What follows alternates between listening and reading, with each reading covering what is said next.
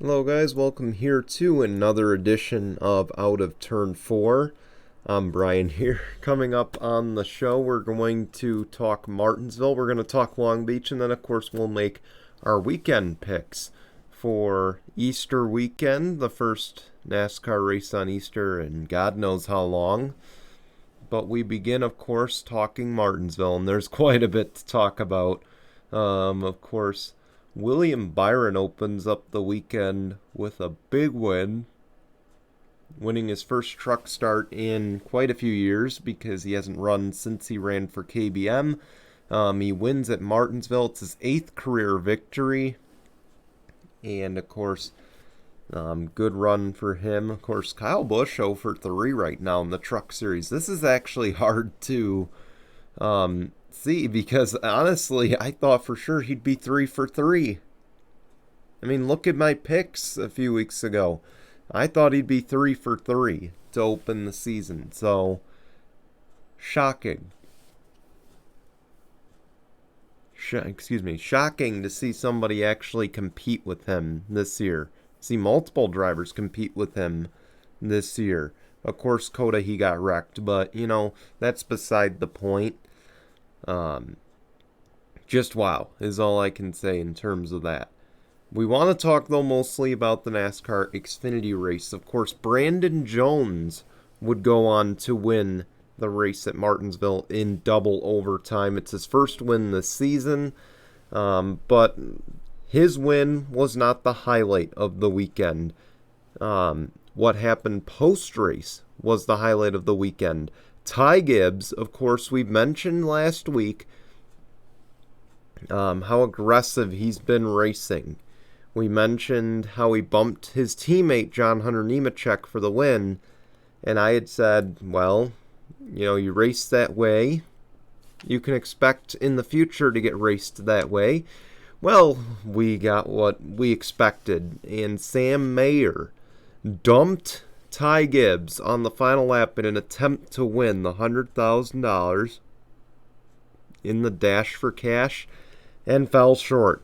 AJ Allmendinger went on to win the Dash for Cash, but Ty Gibbs would hit the wall and essentially fall back to, I believe, 10th or 11th, as opposed to finishing second, where he likely would have finished had he just been battling with Brandon Jones. So,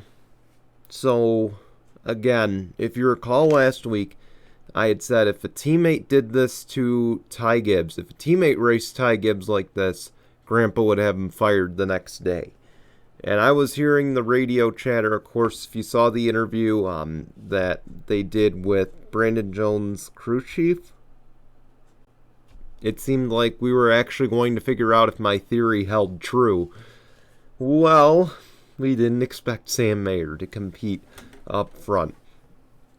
And Sam Mayer punts him. Of course, I don't like it if it's not for the win. I'm just going to be fair there. I get it, it's for $100,000, so I guess that's a win in and of itself. But,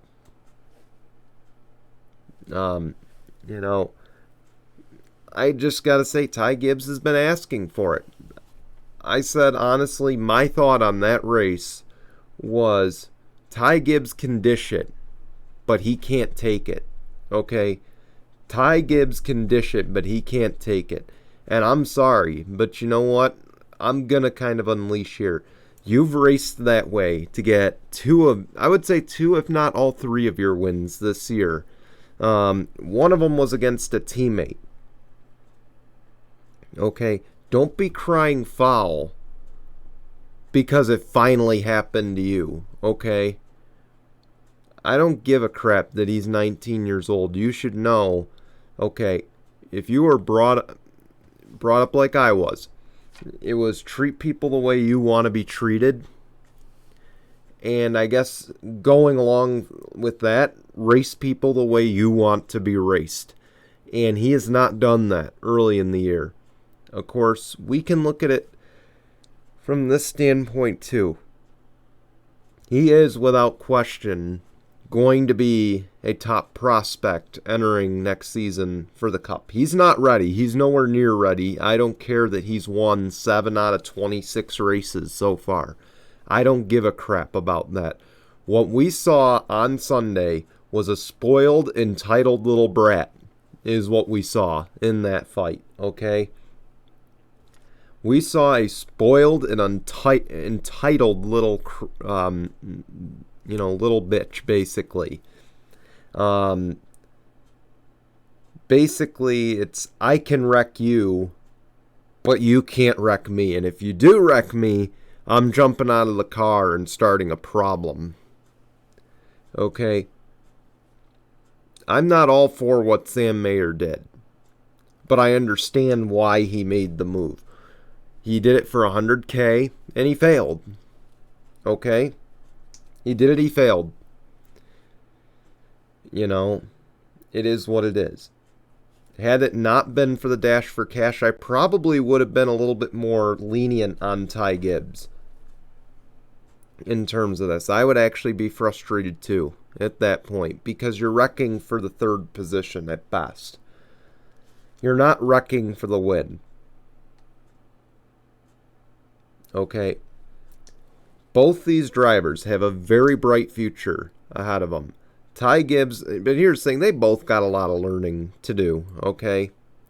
And then the other thing, Ty Gibbs, okay, let me just say this. Ty Gibbs, learn to fight with the helmet off, okay? Don't be going up starting a shoving match if you're going to wear a helmet. Okay, that was spoiled and entitled right there. Exactly why I don't have respect for him. And the other thing he's got to understand, let's look back to last year. How many races did Ty Gibbs have a blank car because he had no sponsorship? I'll wait, okay? He's a guy who's in Xfinity ride for the most part because of who the team owner is. And a hint, it happens to be his grandfather, okay? You know, talent is only a part of it. But I could tell you right now, let me pose this question. Looking back at Ty Gibbs last year, do you think John Hunter Nemechek would have gotten a ride in the 54 if the car was blank? Do you think that, do you think Corey Heim would have gotten a ride if the truck was blank? Okay. He got a ride with a blank car because of who his grandfather is. That's where some of his starts came in. Okay. When you act like that, now look, Kyle Busch, for all intents and purposes, had sponsorship. You know, they knew what they signed up for. Okay. Interstate Batteries doesn't count. Okay. Let me just put it that way. Interstate Batteries does not count as a personal sponsor. What counts as a personal sponsor is Monster Energy. Okay, Toyota doesn't count. Interstate Batteries doesn't count. Okay, that's a team sponsorship. Okay, you're not going to attract sponsors in lower series as an 18-year-old acting like that. Plain and simple. The way he's raced this year is outright disrespectful, and I hope that instead of being entitled and spoiled, that he learned something from this, that he needs to clean up his act. It works for Kyle Busch because he wins on the top stage, okay? He's won in the top stage of the series. He's won championships, one of which very much has an asterisk next to it, okay? One of which is, to me, illegitimate, but he still won it. It doesn't matter what I think about it. Okay? When you win championships and you win races and you have even half of the wins that Kyle Busch has, you can start acting like that, okay? Kyle Busch has the backing. And again, he channels it better as well.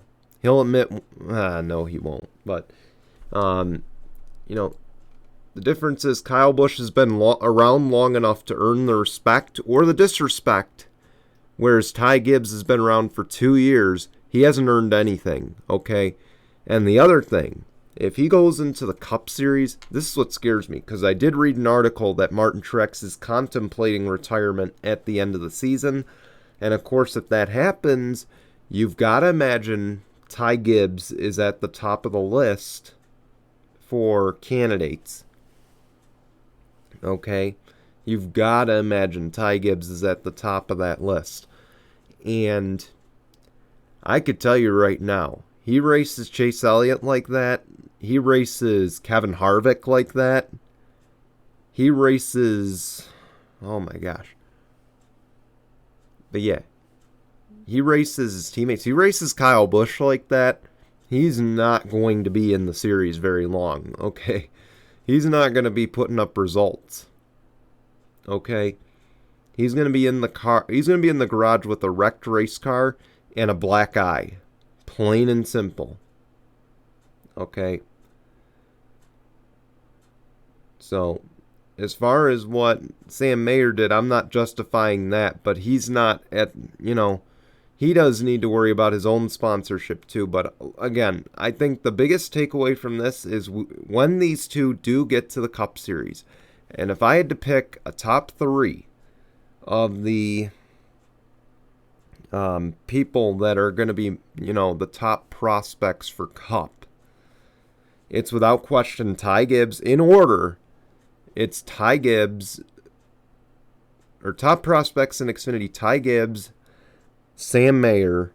I'd even go as far to say Parker Retzlaff. Of course, he has not run enough races yet, but let me tell you something, he deserves a full-time ride, okay?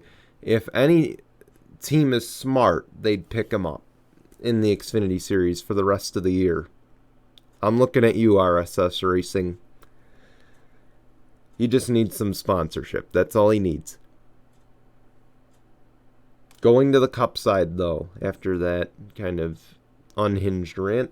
William Byron, he goes 2 for 3 this weekend. He wins the Martinsville Cup race, and he becomes the first 2-time winner this season.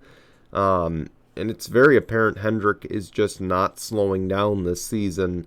They're really picking up where they left off. Of course, I believe Chase Elliott is the only one in that stable without a win, but we all know likely that's going to change very soon. Trackhouse has been strong all year too. RCR is going to be strong soon. I don't know when, but Tyler Reddick will likely hit victory lane soon. Colleague Racing has shown flashes of brilliance. And this is bad news for Gibbs and the Fords, okay?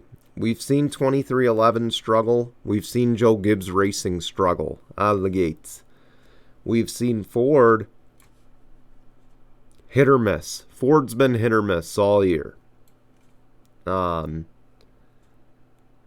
They need to figure out something. I think this is an alarm right now. The fact that William Byron just won another Cup race. I think it's an alarm. I think it's a wake-up call. I get we're 8 or 9 races into the season, but it's a wake-up call. It's time for them to finally figure something out, to get moving, get their season on track. Okay, that's the wake-up call that's being assessed, is we need to get our season together. Okay, I know there's still a long way to go, but the schedule gets trickier from here, okay? There's no off weeks either up until June. Time is now, okay? So these teams gotta figure something out very soon. I don't want to say it's a red alert, but it's definitely, it's about orange, actually. Between yellow and red, that's orange, so that's where I'd peg it right now. Switching over to IndyCar at Long Beach, one team not having any red flags so far this season in terms of needing to get going. For the first time in a few years, Team Penske is the team that's dominating the IndyCar series. Joseph Newgarden wins back-to-back races. He's won 2 of the first 3 races. It is his first Acura GP win at Long Beach. By the way, Penske's 3-0 this year. the racing was great, honestly. I think the racing was good. It was weird that Simon Pagenaud ended up in the flower bed there near the fountain, but overall, I liked the racing. I think it was a good race for IndyCar. Roman really put the pressure on Joseph Newgarden late, and I thought he'd have it. If he just had a little bit more push to pass, I think he would have had Joseph Newgarden. I mean, he held with them pretty well. But, again, this is where push to pass is just so valuable late in the race. And Joseph Newgarden had a lot, and he actually used it before the final lap. But, again, that's where Roman needed to take advantage of not being able to use the push to pass on the restart lap. He needed to be able to take advantage of it. He didn't. And he had a good restart. And to me, it looked like he did everything he possibly could have done. If I'm being honest, he did everything he could have possibly done. It just wasn't enough. But he's going to get a victory soon. I'm not going to tell you when until we get to that episode where I have to make another IndyCar pick. I'm not saying it's going to be Barber, but I'm just saying keep your eyes out because it'll be one of these episodes where we'll be making IndyCar picks. I will say, though, I don't like this. How is the IndyCar season gaining any traction right now when they're racing either every other week or every 2 to 3 weeks? How are you gaining any traction with that? You're racing on the local networks, which is great. That's a huge step forward that you're racing. I think all 3 races have been on NBC so far, so that's a huge plus. The downside is we've had 2 to 3 week breaks between each race. How are you supposed to gain any traction?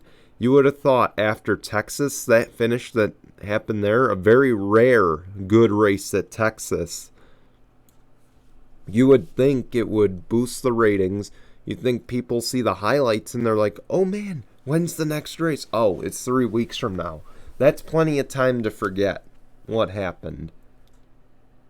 That's the problem I have. That's just too much time to forget about it. They need to figure this out. Expand the schedule or do something. But you can't have this many weeks off between. I get the Indy 500 is the big, the official start to the season, I guess you could call it. But something needs to be done for the earlier part of the season. The build-up to the Indy 500 needs to be highlighted just as much as the Indy 500 itself. That's just my opinion. I'm sure others have differing opinions, but that's at least my thoughts on that. Anyway, let's get to the picks. We only got 2 this week because it is Easter. But the Truck Series at Bristol, I'm going to pick Joey Logano in that 54. I think he gets the job done. It's going to be his first truck start. He won the Bristol Dirt race last year. I think both of that is a huge advantage going into the Camping World Truck race on Saturday night. And then on Easter Sunday, by the way, DW back in the booth on Easter Sunday. That's going to be exciting. Might be a little too much because Clint Boyer and DW are both a little crazy. But hey, we'll see what happens. But the Cup Series at Bristol, I think Christopher Bell gets the job done this year. I think Christopher Bell is, again, he's an experienced dirt racer. I think it's going to be between him and Kyle Larson. But I think this is where Toyota finally jumpstarts their season. Of course, Denny Hamlin got the win at Richmond, but it was on strategy. I think this is a race that Toyota really gets on track. Okay, I think they really get on track going into this weekend. So we'll see what happens. We want to thank you for watching. We want to wish you all a happy Easter. Tune in tomorrow to No Final Bell. That's at 5 p.m. Eastern on YouTube. Unfortunately, there is no Sunday morning Tinkle this week. We're taking the week off for Easter, but we will be back the following Sunday. But again, No Final Bell with Jason and Marty tomorrow at 5 p.m. Eastern. Otherwise, I will see you back here next Tuesday. We hope you enjoy your Easter or Passover or whichever you may or may not celebrate. I don't know. But anyway, until then, guys, goodbye, everyone.